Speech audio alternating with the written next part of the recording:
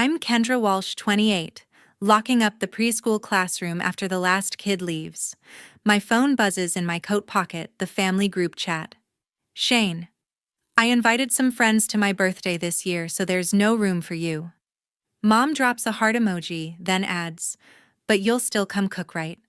I stare at the screen, thumb frozen. 8 years of birthday dinners, graduation parties, every holiday meal, and now this. If your family ever pushed you out but still expected you to show up and serve, hit like and subscribe to see exactly how I handled it. That night, I sank into the couch and pulled up my banking app. The screen glowed with transfers I'd made over 8 years, grocery runs for Shane's parties, venue deposits for his milestones, cash for Mom's emergencies. I started adding it up on a calculator. 200 here for his high school graduation barbecue, 350 there for the open bar tab at his 21st. The numbers climbed fast. 400 for the custom cake when he turned 23 and insisted on a 3-tier replica of his favorite gaming console. Another 600 wired straight to Mom after she claimed the caterer backed out last minute for his 24th. I kept scrolling receipts attached to texts. Family helps family, Kendra. By the time I hit his most recent request, a contribution toward the ski chalet rental, the total sat at $8,412. $8,000 gone from a preschool teacher's salary that barely covered rent and student loans. I remembered the first big one clearly. Shane had just turned 17, throwing a blowout at the local rec center. He'd cornered me in the kitchen while I unpacked grocery bags. Sis, you're still single at 20, no ring, no kids. Might as well put that free time to use, right? He'd laughed, slapping my back like it was a joke between buddies. Mom had walked in, heard the tail end, and smiled without correcting him. Dad just asked if I'd remembered the extra ice. From then on, it became routine. His 18th, I catered pulled pork sliders for 50. 19th, I covered the DJ when his part-time gig fell through. 20th, I paid the difference when the brewery demanded a deposit. Each time, Shane found a new way to remind me I was the reliable one, the one without a life of her own. You don't have anyone waiting at home, Kendra. Help your little brother shine. I closed the app and opened my photos instead. There was Shane at 22, arms around Colton, his rich buddy whose parents owned half the rental properties in Salt Lake, grinning in front of a spread I'd spent 12 hours prepping. Mom had posted it with the caption, "Proud of my boy's big night," no mention of the sister who'd chopped onions until her eyes burned. My phone rang, cutting through the quiet. Aunt Evelyn's name lit the screen. I answered on the second ring. "Don't let them use you anymore, kid," she said, without greeting. Evelyn had always been the black sheep, Beverly's younger sister, divorced twice, no grandkids to brag about. She'd watched the pattern from the sidelines. I saw the group chat. Shane's 25, not 5. He can hire a damn caterer. I exhaled, the sound shaky. $8,000, Evelyn. That's 2 years of rent. Exactly. And what do you get? A pat on the head and another dig about being alone? Her voice softened. You moved back here after the breakup to be close to family. They turned it into a subscription service. She was right. 5 years ago, I'd left my ex and hauled everything to a studio 10 minutes from Mom and Dad, thinking proximity meant support. Instead, it meant availability. Shane's promotions, his new trucks, his weekend trips, every milestone came with a bill addressed to me. I taught him to grill when he was 15, I said. Now he acts like I'm the help. Evelyn snorted. Beverly trained him well. Remember my 50th? She asked you to bake the cake while she took the credit at book club. Same script. I rubbed my temples. The apartment felt smaller, suddenly walls lined with framed photos I'd paid to develop. Shane's graduation, his first apartment key, his engagement to that girl who lasted 3 months. My own milestones, a teaching certificate, and a stack of unpaid bills. Next Friday's, the big 25th at the ski chalet, I said. Colton's parents are flying in. Mom's already texting ingredient lists. Let her text, Evelyn replied. You don't owe them a buffet. Block the noise for one night and breathe. I stared at the calculator total still open on my phone. 8,412 reasons to stop. I might just do that, I whispered. Evelyn's laugh was warm. Good. Call me tomorrow. We'll plot. The call ended, leaving the room quieter than before. I set the phone face down and opened a new note. At the top, I typed, "Expenses owed 0. Underneath the first line, "No more free labor." Saturday morning, Beverly stormed across the preschool playground. I was stacking chairs from circle time when her voice sliced through the chatter of parents picking up kids. "Kendra Walsh. We need to talk right now." Heads turned. A dad paused mid-buckle on his son's car seat. Beverly's face was red, purse clutched like a weapon. She planted herself in front of me, ignoring the curious stares. "You think you can ignore my messages? Shane's birthday is next week, and you're pulling this silent treatment." I set the last chair down. "Mom, this is my job. Parents are watching." She waved a hand. "Let them watch. You've cooked every party since he was a teenager. Colton's family flies on Thursday. They expect the spread you always do." A mom I recognized from the 4-year-old class whispered to her husband. Beverly didn't lower her volume. $8,000, we've let you slide on rent alone. Time to pay up with that famous brisket." My phone buzzed in my apron pocket. I pulled it out. "Shane. Chi Gya Roy Jung drama. Just show up with the food like always." I read it aloud, loud enough for the closest parents to hear. Gasps rippled. Beverly snatched for the phone. "Gimme that. You're embarrassing the family." The school security guard, Mr. Harlan, appeared from the office door. He'd helped me fix a flat tire last month. "Everything okay, Ms. Walsh?" Beverly squared her shoulders. "This is a private matter. My daughter's being unreasonable." Harlan stepped closer. "Playground's not private during pickup. I need you to move to the parking lot or leave." She huffed. "I'm her mother and I'm staff," I said. "Please go." 2 more parents filmed on their phones now. Beverly noticed her expression shifting from fury to calculation. She backed toward the gate. "Fine. But this isn't over. Shane needs you there." Harlan escorted her out, his hand, gentle but firm, on her elbow. The gate clanged shut behind them.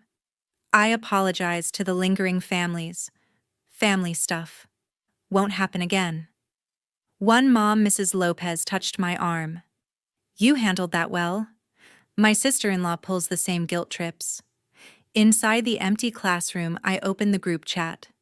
Beverly had already posted "Some people forget gratitude." Shane added a laughing emoji. I scrolled to their contacts. Mom block for 48 hours. Shane same. The screen went blissfully quiet. My hands shook as I pocketed the phone. Harlan knocked on the doorframe.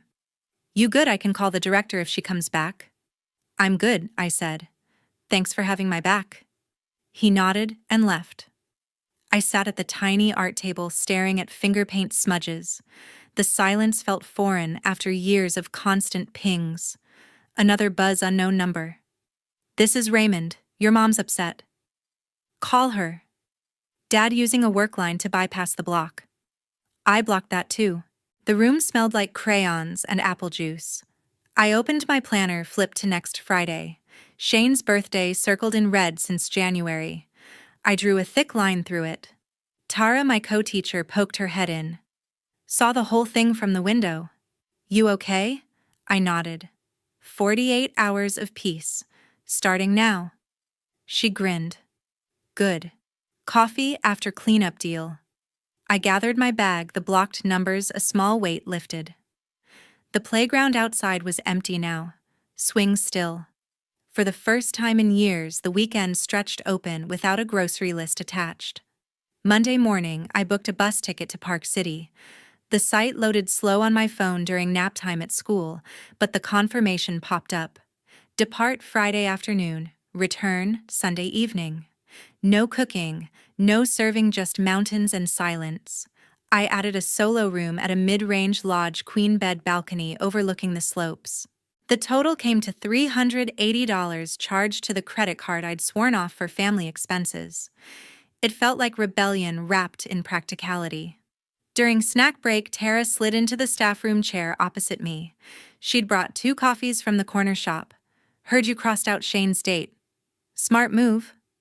I sipped the latte, booking a getaway instead. First one without a grocery run attached. She raised an eyebrow. Alone completely. I showed her the reservation. Bus leaves after my shift. Tara leaned back.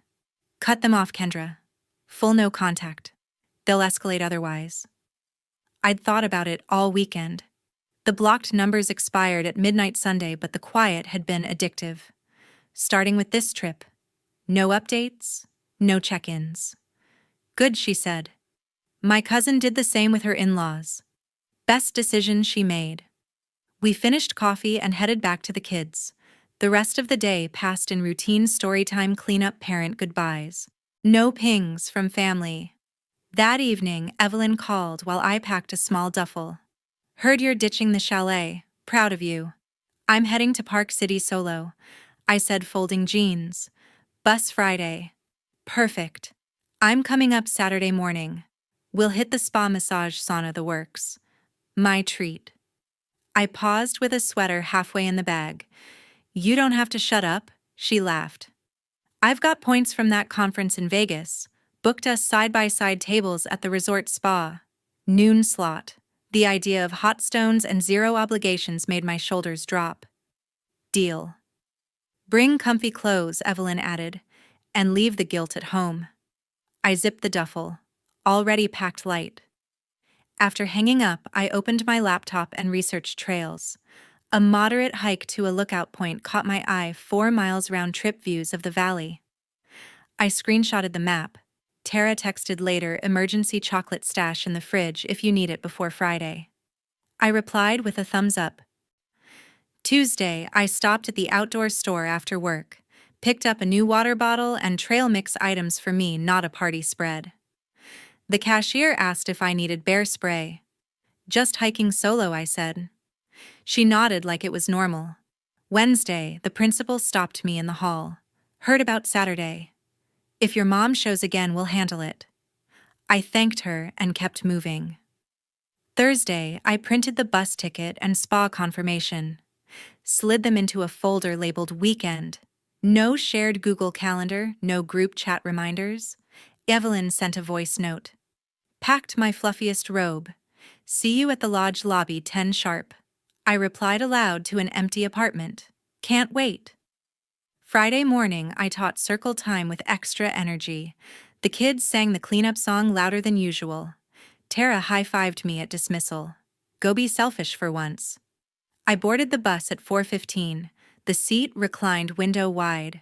As Salt Lake faded behind, I opened a new playlist, acoustic covers, no lyrics about family. The lodge check-in was smooth. Key card in hand, I rode the elevator to the 3rd floor.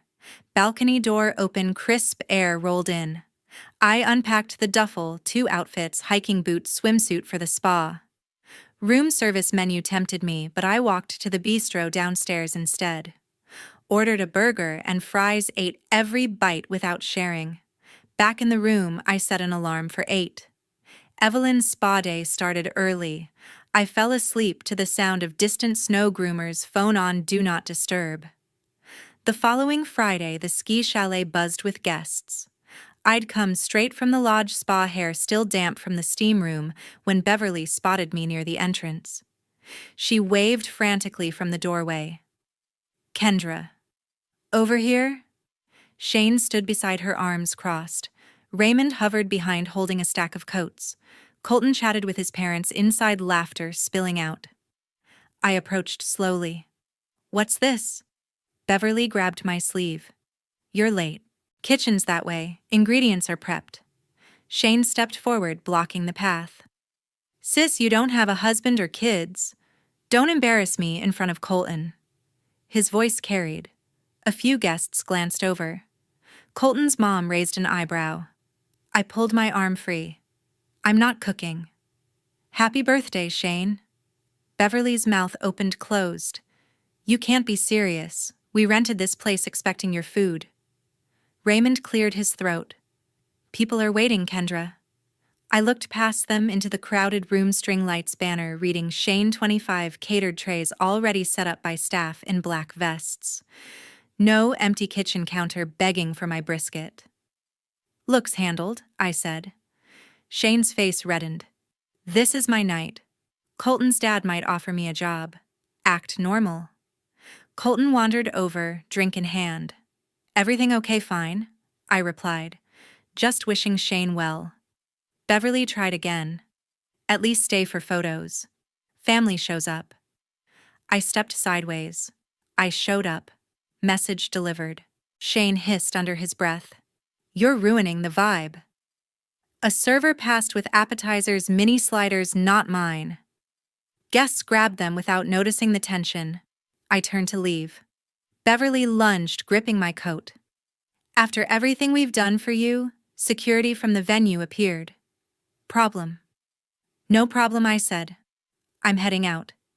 The guard nodded at Beverly. Let her go, ma'am. She released my sleeve. Shane muttered something to Colton, who shrugged and returned to his group. Outside, snow crunched under my boots. The valet brought my car. Evelyn had insisted I drive back early. Beverly followed to the porch. You'll regret this. I slid into the driver's seat. Doubt it. The door shut.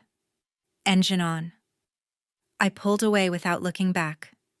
The chalet lights faded in the rear view. At 8 that evening, a text from an unknown number lit my phone. Beverly ski accident. ER now. University Hospital. I'd just parked outside my building, engine ticking cool. Another buzz, critical. Come immediately. Evelyn rang before I unlocked the door. Fake alert. I was at the Lodge coffee shop, overheard Beverly on speaker with Shane. They scripted the whole thing. I leaned against the car. She's unhurt. Laughing about it, Evelyn confirmed. Plan B if you ignored the party. I dialed the hospital from the parking lot. Any Beverly Carter admitted for skiing injury, the nurse checked. Nothing under that name or description this shift. I recorded the call on speaker, timestamp visible. 8:45. The stranger texted again. Surgery scheduled. Need consent. I forwarded it to Evelyn. She replied instantly, classic escalation. 9 o'clock. Shane called from a blocked ID voicemail. 10 o'clock deadline. Show up or you're dead to us. I sat at my desk, opened a new email. To Beverly Raymond Shane. CC my work address. Subject cease contact. Evidence attached, body fake ER texts, screenshots. Hospital verification audio file. 8 years of transferred funds. Bank statements $8,412 total. This ends now. Further contact violates boundaries and will be reported. I scanned every receipt from the folder. Grocery runs, venue wires, cake deposits. Attached all 32 pages. 9:50. Evelyn texted add me in BCC done. 9:55. I proofread twice. No emotion, just facts. Hit send at 9:59. Delivery receipts confirmed for all 3. I archived the thread, then blocked every variant number they'd used. Evelyn called back. Proud of you, that was surgical. Feels final, I said. It is. I powered off the laptop, poured tea, and opened the window. City lights blinked steady. No more alerts. The email sat sent unopened by them, didn't matter. The line was drawn. 6 months later, I unlocked my new apartment in West Valley. The key turned smooth in the upgraded deadbolt, a small upgrade from the old studio.